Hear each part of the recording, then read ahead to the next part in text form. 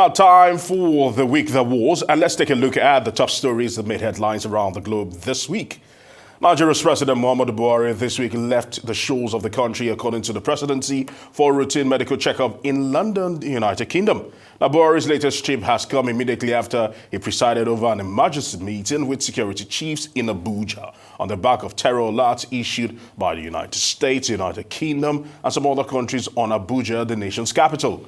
According to a tweet by the president's special advisor on media and publicity, Femi Adesina, he is expected to be back in the country in the second week of November.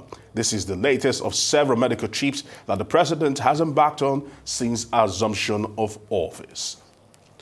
And a very good morning to you, Steve. Good morning, Aaron. Good to see you. Yes, good to be here today. All right.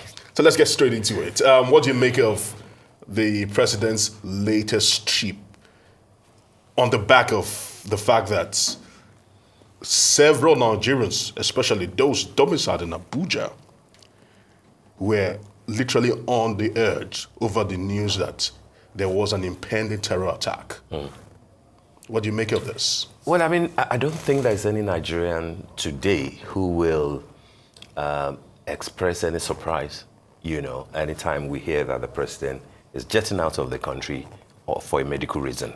I mean, you know that he has practically lived a quarter of his seven and a half years tenure abroad, especially in the UK, on medical grounds. We know what happened in his first term. We know what has happened practically every year. What will be gobsmacking, though, will be the fact that the president left Abuja, just like you said, almost immediately after that terror alert from the United States and a few other European nations and Australia, warning their citizens of the heightened terror alert, that may happen in Abuja. And then we have our number one citizen, the commander-in-chief of the armed forces, jetting out. We were not told if there was anything urgent, if there was a medical emergency. From what we gleaned, from what... No, but they said a routine medical checkup. If it's routine, yes. And that had to happen at a time that other countries are asking their citizens to leave your country, to leave the town where you stay, where you're the lord of the manor. I think the optics were bad.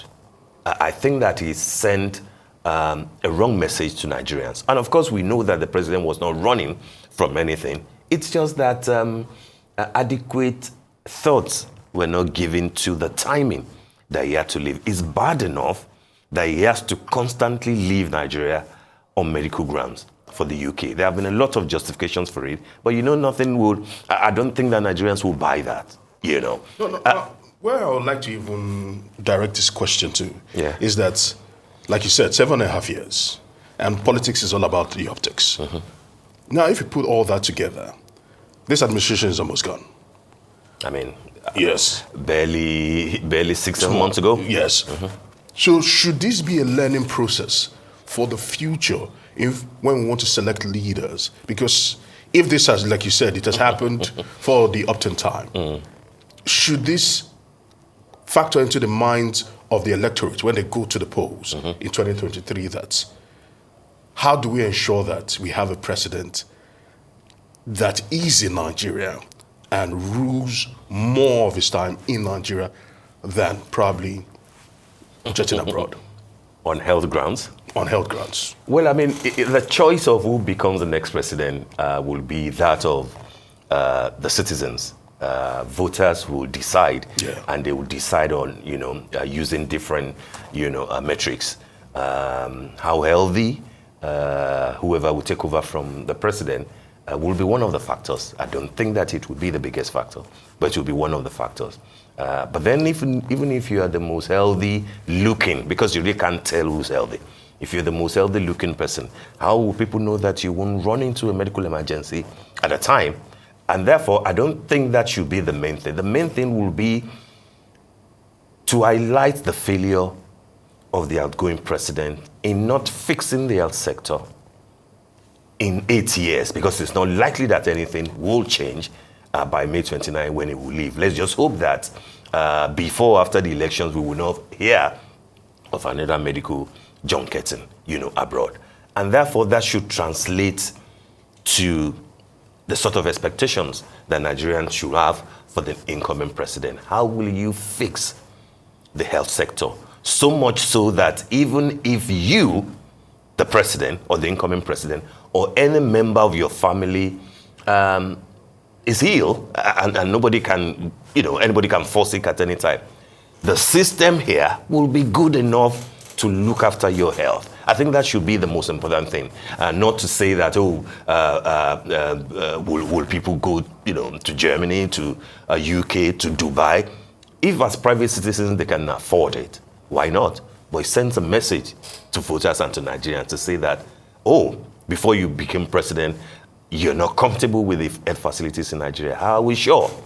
The same thing will apply to the question of education, for example.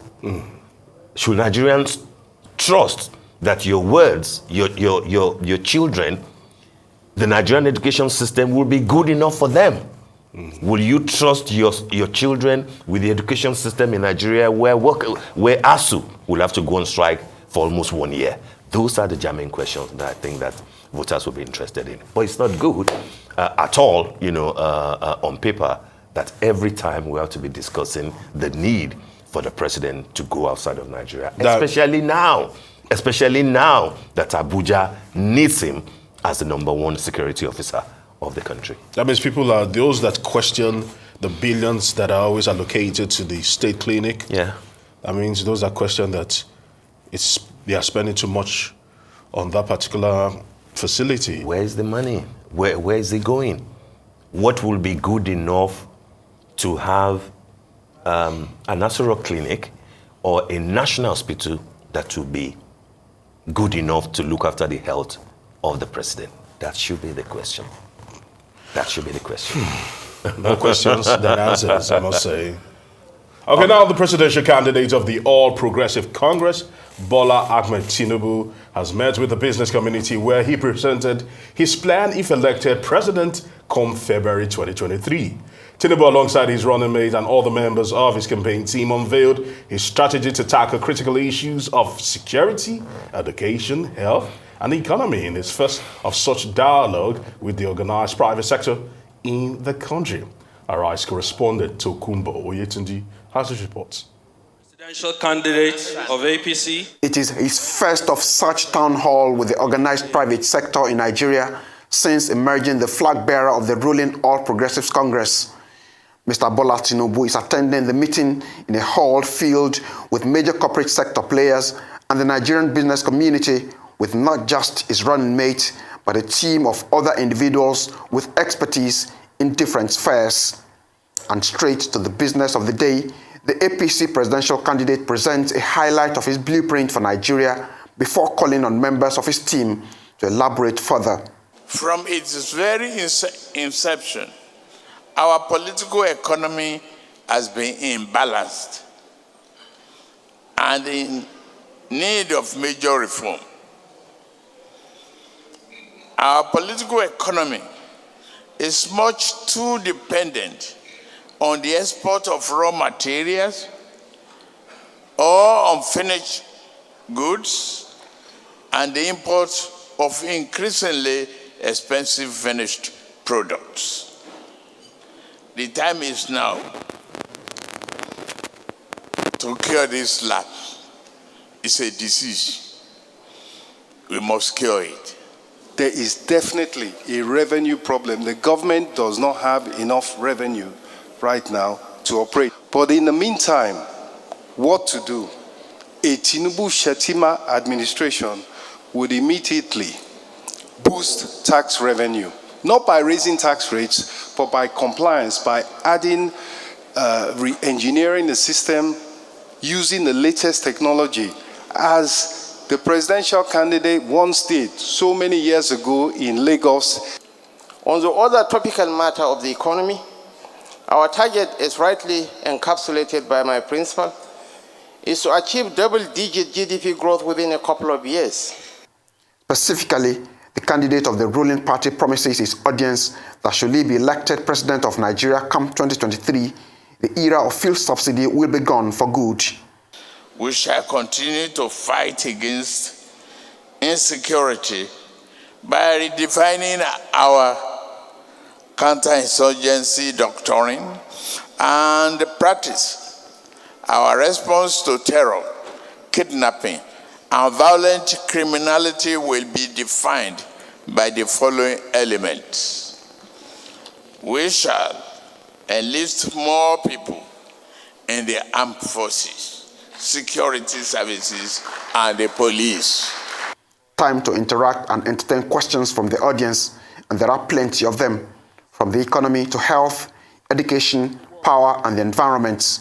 What are your thoughts around clean energy as a critical pathway to transform this country? I'd like to understand from Your Excellency, what strategies are you going to put in place to close the gap between the existing parallel market rates and the official foreign exchange rates? We have about over 10 gigawatts of installed capacity, generating capacity with gas.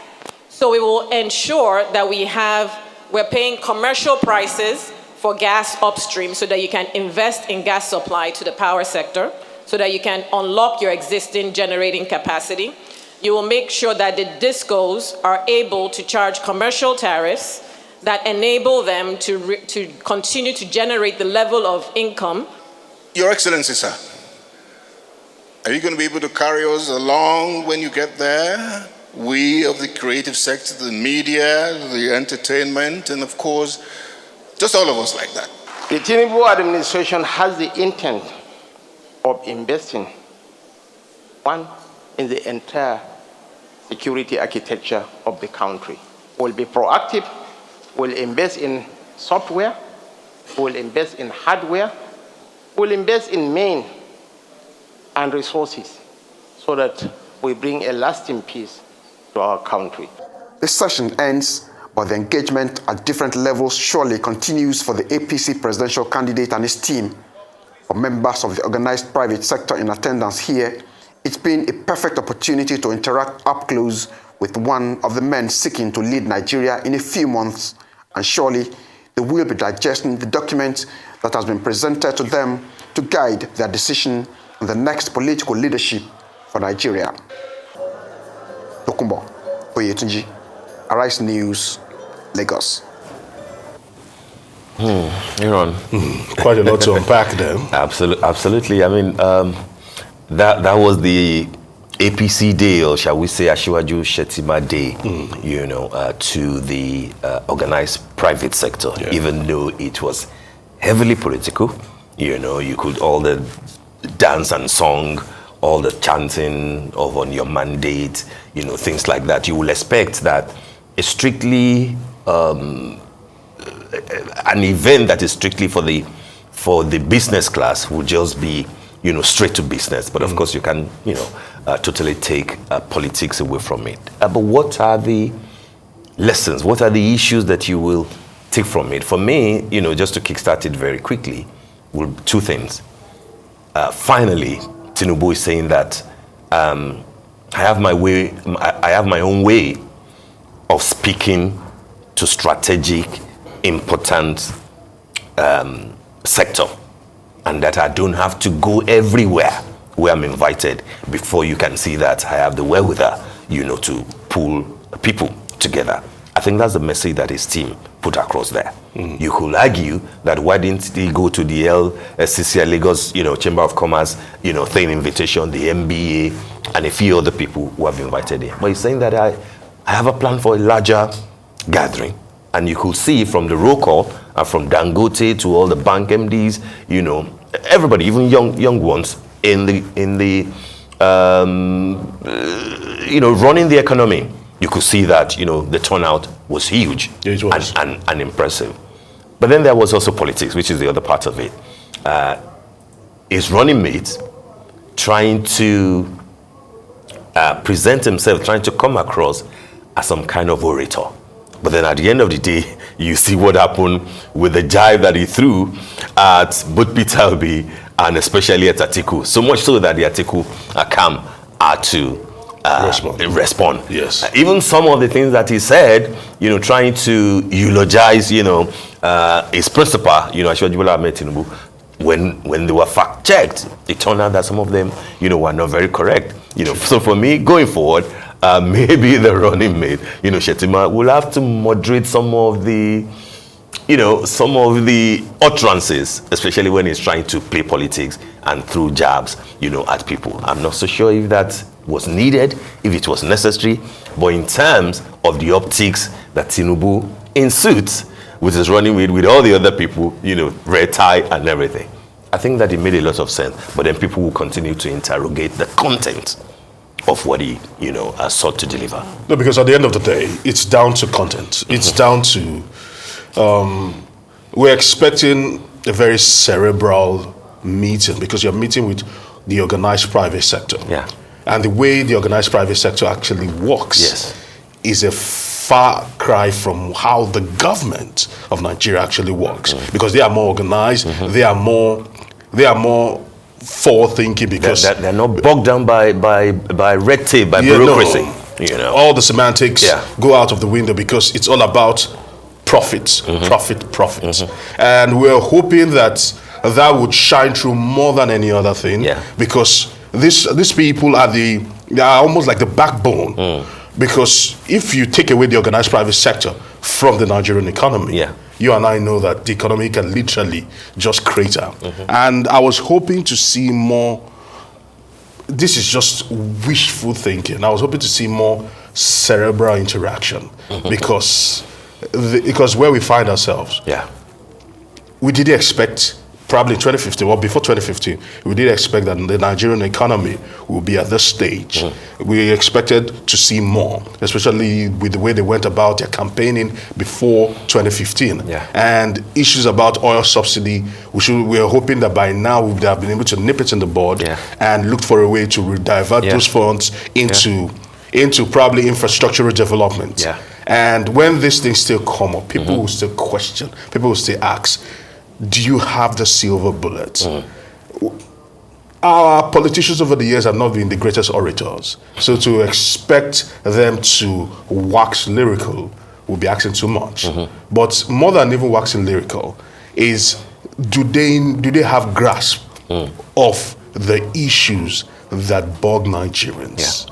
Because the truth is this, when the presidency issues out statements, especially when the presidency or where this administration is criticized, people begin to say that reality and probably fantasy is very, very far away from them. Because you look at that, they will be saying one thing, the reality on ground is another different thing. Absolutely. Just like this insecurity, just like this terror alert, the Minister of Information was saying one thing, the diplomats and the embassies almost totally at variance with and you what look at was that and you begin to ask questions. We are hoping that this the next president and his team will be fair enough to Nigerians to be able to close that gap between reality and fantasy, or reality, or what they think is happening and what is actually happening on the streets. Because Nigerians, we need somebody that will lift us. I think you're basically trying to say that, we will need a president or a presidency that will be available for Nigerians. You could have said anything better. A presidency that will not engage with the citizens through press releases, through special advisors and assistants. A presidency that will be hands-on. A president that is on top of his game. Absolutely. And because like you said, in politics, optics is everything. And when a president, in Nigeria, we are Africans, we like to see our leaders be leaders. We are hoping that we see these men rise to the occasion when there are challenges. There will be challenges. It's even a global requirement. That's why you are the commander-in-chief. There is flooding somewhere. What is the president saying about it? There's a terror alert, and you are going out of the, of Nigeria. At the airport, for example, is there a message to Nigerians just to reassure them that the reason why I'm leaving has got nothing to do with the fact that Abuja, might be under siege? Little things like that you communicate that you are truly on ground. But just quickly on this issue, I think one thing that it will have done will be to send a message to other parties that they too will need to get their acts together outside of the rallies and every other thing, are you able to pull the organized private sector, the same people? Because I think that these people are partisan. So if a Peter Obi or Atiku Abubakar, who wants to run the economy of Nigeria, decide to invite them in a different, setting, different venue, of course, obviously, will they oblige them? I think that that would be the direction that we will be thinking. And there's time. This is just November. February is still a bit far. Yes, it's still. All right, right on. We'll move forward. Meanwhile, the APC presidential candidate, Bola Tinubu, has declared that mentioning the name of the deputy governorship candidate of the People's Democratic Party in Lagos State, Funke Akindele, in his presence is an insult. He said this when he met supporters at the Lagos APC Secretariat on Nakme Road in Ogba on Wednesday for the party's caucus meeting. Tinubu's supporters in a song had compared the actress cum producer to an aunt in the presence of the presidential candidate. Who is Funke Akindele? She's an aunt in the presence of the father of Lagos, they sang in Yoruba. Hearing this, it's very condescending, and it should not be. We know that politicians sometimes try to run people down, but they always say this, that the youths are the leaders of tomorrow. And at some point in time, it's not about who, because if, in my own opinion, I look at Lagos State and I'm very divided about Lagos in the last 20 years. Some will say that the governor of Lagos State and his predecessors have done excellently well. But when you juxtapose that with the fact that Lagos State arguably are the 5th largest economy in Africa. Now ask yourself the question. Look around Lagos State. Forget what's happening, probably the beautiful sceneries you see on the island. When you go to the mainland, ask yourself the question. When you see things, the way things are being done, trust me, some will say that Lagos is just a glorified slum. And if Bola Ahmed Tinubu, who has probably said that, who some people claim is the godfather of Lagos, has not been able to fix some of those problems with the people he has put forward that have actually won offices and have actually run for elections here. Trust me, if a young person comes and says, I want to try, give them the opportunity. This is a fair game. Let the polls determine who is an ant and who is a lion, not you running down somebody. I don't think it's right for him to do that. It only shows, because they say pride comes before a fall. When you think you have something nipped in the bud, people might just turn around and say, okay, so you think that you determine who becomes the governor of Lagos State. Yeah. And whether you like it or not, when the electorate rises up, when the masses decide that this is the direction we want to go, regardless of what you think, regardless of your predilectives, the masses would always prevail. So Aaron, this is my position. I mean, like you, I agree that condescending remarks and abuses, side jabs, etc., are not the best. Especially, when there are issues to address. But then let's cut Ashwaju some slack.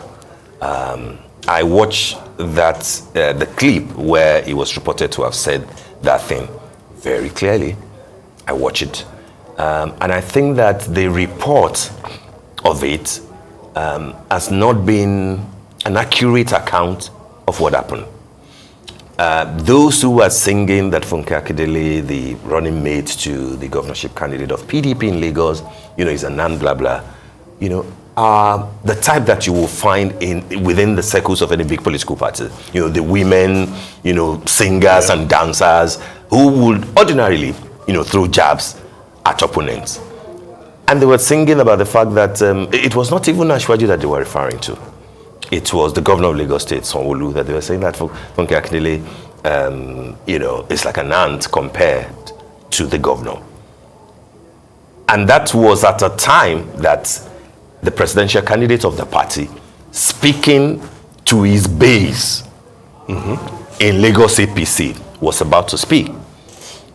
And my understanding of what happened first was an admonition to those women to say that this is not necessary. Don't even bring that here. The comparison of Funke Akindele and the governor does not arise because Funke Akindele is not running to be governor of Lagos State, for example. I wouldn't understand the logic behind comparing with the governor. If there will be a comparison at all, it will be to Dr. Obafemi Hamzat, the deputy governor, who's also the running mate, to Governor Babajide Sanwo-Olu. But then the women didn't sing in that format. They were singing as if Funke Akindele, was the governorship candidate of PDP. So I think what Asiwaju was saying, basically, is to say, cut this out. It's not necessary. It might come with a tinge of condescension to say that it's disrespectful to the person of the governor because that's not his candidate. However, Aaron, he now added the how do we put it? The thing about fowl, to say that a fowl will now, imagine itself, to be that big and stuff. That's for people who understand deep Yoruba. No, there seems to be a pattern here. Understanding that the Emilokon, the very, very famous Emilokon speech, and this one, when you put them together, yes, I have never seen Bola Ahmed Tinubu like that kind of person. But when these speeches are being thrown out in the public, and you are just to look at it from a neutral standpoint, there is no way you would not look at the man as a bit cocky and thinking so full of himself, and thinking that he's better than every other person when it comes to the political sphere. Because, like you said, these things taken in isolation will mean something different. If you take the entire context, it might actually point towards another direction. But at the same time, how many people have the luxury to begin to go through the entire story? Were you expecting him to be nice to the opponents of his party? I don't think he will be. But at the same time, I don't think that he has done anything out of tune in a political setting. Globally, you remember what happened between Hillary Clinton and Barack Obama. Even at primaries, we know what was said. The whole Wiki article thing started at the primaries. Even within APC, we know what happened between Asiwaju Bola Ahmed Tinubu himself, and the vice president, Rotimi Amechi. All the people tried to run against him. It is politics. In Arizona today, the midterm elections, are next week. We know what is happening there and what is being said. Politics is not going to be nice or decent. Let's be clear about that. And what Asiwaju did there, is the mildest of Asiwaju that people know. If he had meant to be insulting, coming from the Emiloko and the Eleyi, school of vocabulary. Yes. No, you won't. Even from Kakile ourselves will know that there was a bomb from Asiwaju, but there was nothing. And this one, no, absolutely nothing. It was an admonition, by my understanding, to those women to say that the comparison does not exist at all. In any case, this is a big deal to the PDP because all they had wanted, reading the situation, was for him to respond. Any response from either an Asiwaju or the governor will be a big deal to them because that raises their profile that yes, all the darts and the stones that we've been throwing, now they're finally hitting it. And you could see that even the candidate of the PDP has issued a statement to say that I can understand why people would be afraid, of course, saying that every parent should be proud of Funke Akindele and everything. We're not even there yet. By December, January, you will hear songs because that's their territory. This is what they do. And like I say to people, it is not peculiar to Nigeria. No, it's not. But we still always want politicians to at least tread with a little bit of caution. Absolutely. And decent, focus on the issues. Yes. Focus on the issues. And not the people. Well, it will come up once in a while, but All right, the Nigeria Center for Disease Control and Prevention have warned that Nigeria is at high risk of importing the deadly Ebola virus from Uganda, which officially declared an outbreak on the 20th of September 2022. Now, the NCDC Director General Ifedayo Adetifa gave the caution in a statement. He said Nigeria was at a high risk of importing the Ebola virus disease from Uganda. He said the warning was to enable public health authorities to determine how the Ebola outbreak will be contained. As of the 29th of October, the Uganda Ministry of Health reported 128 confirmed cases of the Ebola virus and 34 deaths. Adetifa cautioned that when traveling to Uganda became essential, travelers should avoid contact with obviously sick persons or suspected cases of Ebola. He said that he, health services of the Federal Ministry of Health have scaled up the screening of passengers returning from Uganda at points of entry. Ebola, Ebola, Ebola. Ebola in the news again. Yes, it is. Yeah, I think this is a timely warning to Nigerians, and that's good, given what happened in 2014 when the Ebola, surge was quickly dealt with in Lagos, especially, and all over Nigeria. So I think that at a time that we have so many things to worry about as far as health, public health, and personal hygiene, are concerned. This is a good one. Be careful if you're traveling to Uganda. Be careful when people are coming in from Uganda to Nigeria and other parts. It's not just a message to travelers and individuals. It's also a message, in my opinion, to immigration services, so that when people are coming, you do your proper checks and make sure that we do not have another Dr. Sawyer, or what was his name? The gentleman from Liberia, exactly, in 2014. Yes. Lagos and Nigeria as a whole, we can say, as an A plus pass mark in dealing with the question of Ebola. But times have changed. We are at post-COVID era, when many people's immunity, will probably have, gone down. People are dealing with so many things. We do not want to add Ebola, to it. And therefore, people should be well advised, not only, about Uganda, but on a general note, to know that this thing is not totally out of Africa, and we should be careful. I'm hoping that the NCDC are stricter with their travel advisories and warnings, because we're the largest, we are the most populous black nation on earth. And if there is an epidemic, if there's a pandemic, whatever the case may be, it will rupture and it will quickly be exacerbated, because Nigerians are very, very mobile. We're upwardly mobile people. Very. And what Morocco did in that particular period, in that 2014, was very instructive, because they were to host a Nations Cup. And they looked at themselves and said that tourism seems to be our bread and butter, and the rest of Africa are trying to grapple with this Ebola crisis. And if we open our shores to the entirety of Africa, or probably 32 nations, to come into Morocco, somebody will slip through the cracks. And they incurred the wrath of CAF. They were fined and momentarily banned, but they decided that the citizens come first. And we are hoping that that is how Nigeria should actually act. The same thing that China is doing as far as COVID is concerned. You have to stamp your foot hard on the ground. Absolutely. Because we were lucky, in my own opinion. We were very, very lucky. And also we must be thankful to Dr. Adedevo. That decided. She was the hero. Yes, she was decided to put her life on the line and pay the ultimate price for it.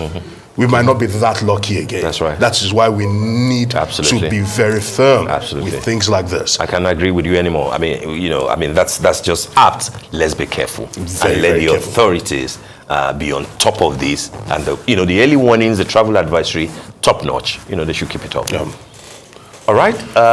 The Rivers State Governor, Nyesom Wike, on Wednesday night donated 25 brand new buses to the Cross River State chapter of the People's Democratic Party. The governor's gesture was made known as he hosted PDP's candidates for the state and national assembly elections in Cross River State. The delegation, which include chairmen of the party in the various local government areas, was led by the Cross River governorship candidate of the party, Senator Sandy Ono. In the meantime, Governor Wike has announced the appointment of 2,000 political assistants, as he called them, from different parts of Rivers State. Aaron, I know that. Isn't it interesting that almost on a weekly basis, Governor Wike is adding to the number of, special police. Some are saying that it's some form of employment, and he should be commended for that. Some form of employment. How many women are in there? What is the criteria? No, regardless, he's actually, these are people that, at least for a short period of time, will be gainfully employed. If it's an employment, does it mean that they will be in the employ of River State till a new government is formed? No, that's what I'm saying. Bloating, the wage bill. No, that's what I'm saying. That regardless of how short the time will be, because certainly this will not last for a very long time. And what will be their job description? So there's been a lot of speculation and conjecturing concerning what they will be doing. Some are saying that they are like his political eyes and ears at different points in Rivers State, and some are saying that he's also just trying to alleviate poverty. But look, whatever it is, Wike has become a phenomenon in the Nigerian political sphere, with the way he goes about things, with the way whatever he does, and he's proving time and time again that he's no pushover. But sometimes some of these eccentric moves leaves a lot to be desired. Well, Aaron, political appointments are not employment, really. They're just a call to serve in the right context of it. But then if a governor has got less than a year to leave, and it's not bringing in people through the state civil service, it's now, whimsically just appointing them. No, but if it brings them through the civil service, it's causing more harm than good. So probably give them temporary employment, and when his tenure elapses, they fizzle into the air, and they will be paid from the public purse. But I mean, your guess is is as good as mine that these foot soldiers to prosecute the general elections, and we know that Governor Wike is fighting a battle of his life within PDP. He needs to ensure that his choice candidate, the PDP governorship candidate in Rivers State, wins.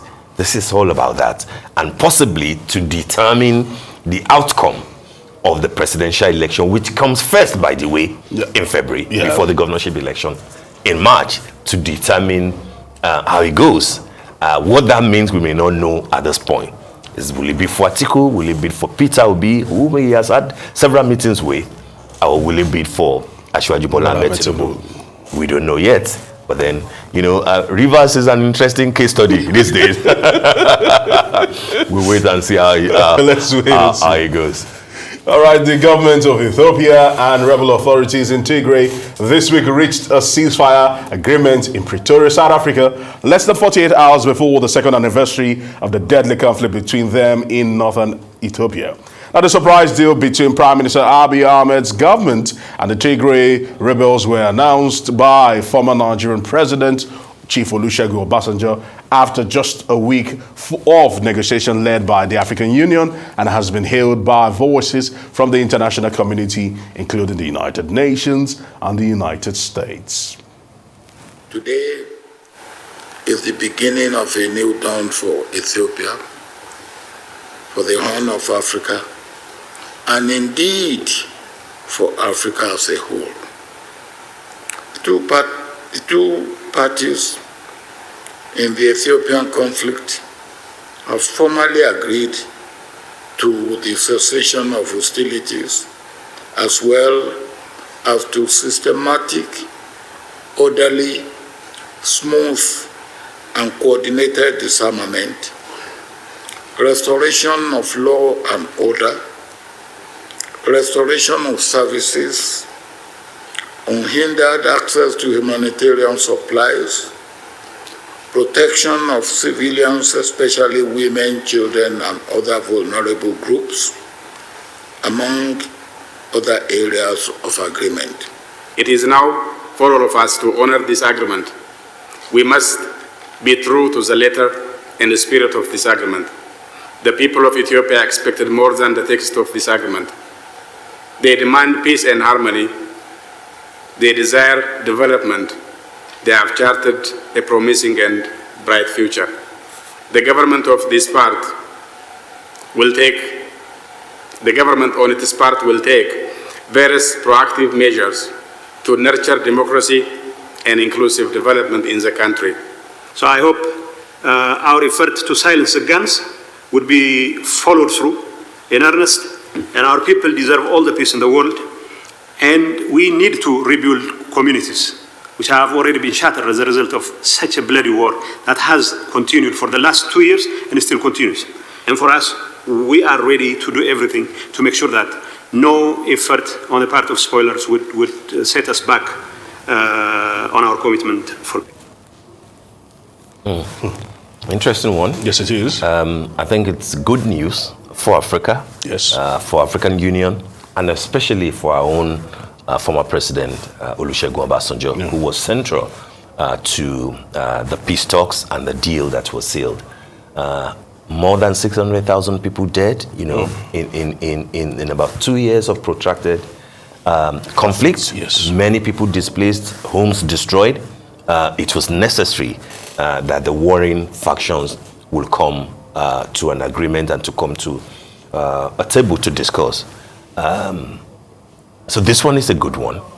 While we celebrate Ethiopia and of course the Tigrayan, you know, rebels themselves, the bigger congratulations should go to President Obasanjo, you know, for making Nigeria proud, for making Africa proud, because this is what this is the reason why we need statesmen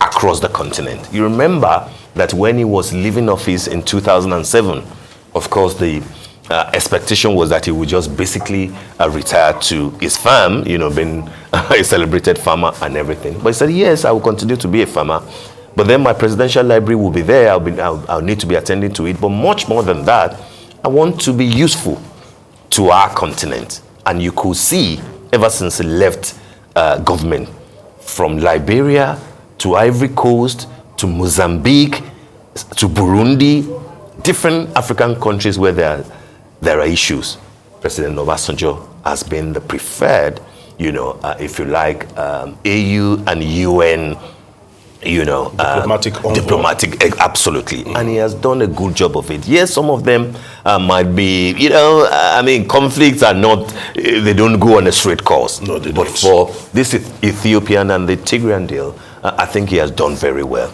in a record time in South Africa. That's a good one, and it's something I think that our country should learn from. Let us treat our past leaders well. Let us respect them, give them roles when it looks like our nation, you know, is experiencing some turbulence. I'm sure that they've still got a whole lot outside of politics to give to the country. General Abubakar Abdusalami, General Ibrahim Babangida, President Jonathan, former head of state Gawan, all these are celebrated Nigerians, and we shouldn't rubbish our own, because if they are giving something good outside, I think that we also need them. Yeah, but just quickly drop this one in. Since you're on this particular course, it's good this is happening so that other leaders can see that there is life outside governance. Absolutely. For those leaders who have decided and have sworn that they would die in office, there is life after office. There are leaders who want to die in office. Some are on that particular part right now. We won't want to mention names, but some are actually in Nigeria. Certainly not in Nigeria. Okay. Certainly not in Nigeria, but in other parts of Africa, we're seeing leaders that have several parts of Africa. They have refused to leave power, and they've been re-amending the constitution to favor them. Absolutely. There is life after governance, and there's so much you wealth can be a experience. lot more relevant, yes, even after government. And General Obasanjo has demonstrated that, even former President Goodluck Jonathan has Absolutely. has also demonstrated that. Absolutely. You can be useful. Yes.